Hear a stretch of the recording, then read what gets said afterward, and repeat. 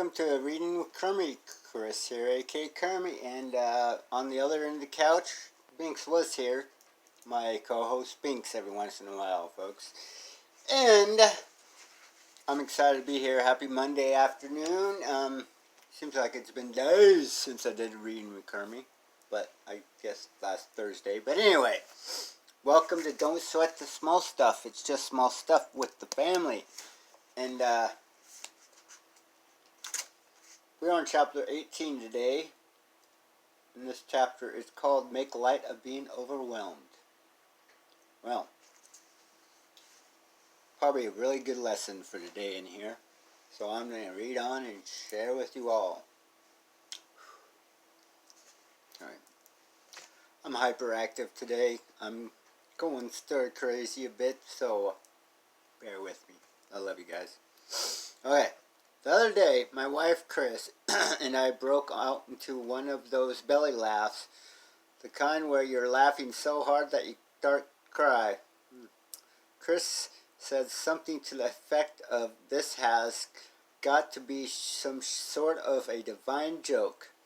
She was referring to the fact that two of us had spent several hours picking up the house, putting things away, organizing, and so forth. But despite our valiant, focused efforts, it was obvious that we were actually moving backward.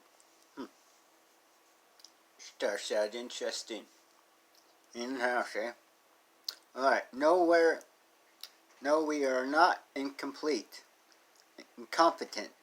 In fact, we're both quite skilled and practiced at keeping things clean and neat.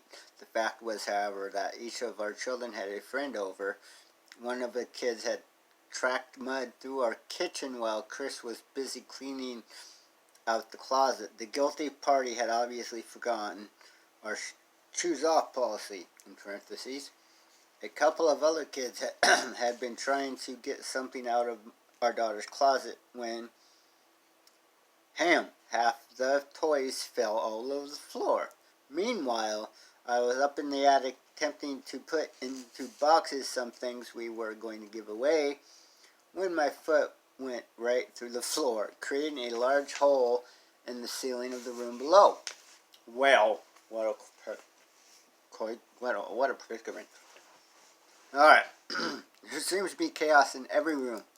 It was clearly one of those days. Yet, you have undoubtedly and had similar experiences at your home. At times like these, it's tempting to get really serious and upset for many. It's for time to get really serious and upset for many of us. There's an almost certain knee-jerk reaction of telling yourself how unfair life is and convincing yourself how useless your efforts are. Frequently, during stressful and frustrating times like these, we mentally review how many times this has happened in the past and how likely it is to occur in the future. No doubt, no doubt. Needless to say, however, none of this mental rehearsal does the least bit of good. Anyway, moving on. One of the more effective ways of dealing with being overwhelmed is to step back from the situation and see the humor. As Chris pointed out, if someone were secretly watching the scene, they would be in hysterics, laughing at us. It was at the point that we both lightened up about the whole scenario. Word. Good deal. Does this mean we didn't care about the mess? Absolutely not. If anything, Chris and I are neat freaks. But both of us prefer and love and clean, orderly home. There are times, however, when you simply don't have control of your environment, especially when you have one or more children. Sometimes there are too many people in your living space, or too many things going on, or not enough time, or whatever. This isn't to suggest you shouldn't try, only to remind you that you're only human. There's so much a person can do. Truth. When you attempt to see the humor in your fruitless efforts, it takes the pressure off feeling as though you have to be perfect or that you have to maintain a perfect house. Instead of scrambling out of the frustration instead of scrambling out of frustration to get it all done, you might be able to come to peace with the fact that even you dust the last table. It will be probably dusty again in a day or so. Humor doesn't keep your house clean or organized, but it does give you perspective and make you feel better. Without minimizing importance, it does remind you not to take your chores and responsibilities too seriously. That's the truth. And especially now since we're all cooped up. You know, it's time for just take a step back and realize what we have, and not get frustrated over being overwhelmed. That's a perfect reading, actually. And, you know, they used their house as an example, which is a perfect example because I don't even have kids, but I know in the past how I can be overwhelmed over situations. You know, I've gone to a point of psychosis over frustrations and being overwhelmed with situations in life. But it does take practice to step back from any given situation and just breathe and, yeah, like the book shares, make light of the situation, you know, and do the best we can just to move on. Joke about it. You know, if you can't joke about it, don't say anything about it. Just move on, I guess. As you can tell, I'm getting stir crazy in my house lately, but, you know, I've got the patience and I'm doing the best I can just to live day by day. Of course, everybody's worried about financial situations in life right now. I know I am, my sister is, and all that good joys. But I know this is just a hump we just got to make it through. Like, you know, keep that faith that it's going to work out.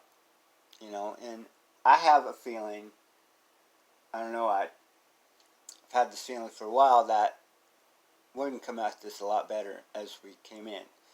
As not only individuals, but as a humanity, you know.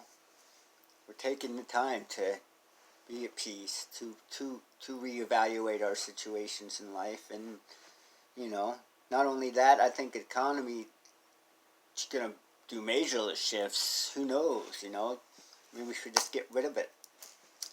Cashless society, I don't know. Anyway, we don't know what's going to take place. Just keep the faith of living in today and doing the best we can with what we got. And that's the message I got for you. You know, I really miss you guys. You know, I've done a lot of isolation before this whole thing took place, but this is way lonelier, you know, and I know a lot of you can relate. Probably every person on this planet at this point. So it makes this freaking so Twilight Zone-y, doesn't it? But anyway, I love you guys, and just keep that faith. Be grounded. Keep up with your exercises, you know, your spirituality. Meditate and take walks if you can. I don't even know where we're allowed to take walks anymore. So, I'm at least going to go outside and take out the garbage and see if I can find out, or at least get some deep breaths of fresh air. So, I'm doing okay, though. You know, I'm clean. I'm doing the best I can with that, you know. I don't have that desire to go back out to using that's really great, you know, and I know if I ever did go back out, it's going to make things a lot worse for my situation in life, and I don't want to do that. I've lived that lifestyle. I've been clean for the last year and a half now, and it's been freaking awesome, you know. Lonely at times some days, but that's the process of everybody's recovery, I believe. So, anyway, I'm just going to blab on, because you're the only people I got to talk to. So, before I ramble, I'm actually thinking about going back to another Kermie karaoke. Why? Why not? So, you might see me later. And, excuse me for all my posting I've been doing the last week, I should say. I'm seeing all this stuff about the virus. Yes, it's good to be informed, but there's a lot of misinformation out there, and I'm mostly just doing positive vibes for you guys and sharing my inspiration. The inspiration I get, I want to share with you. So, anyway, that's why I do these reading with Kermies and Kermie karaoke. You guys know that. Especially the ones who know me. You know who you are. I love you guys. Talk to you soon.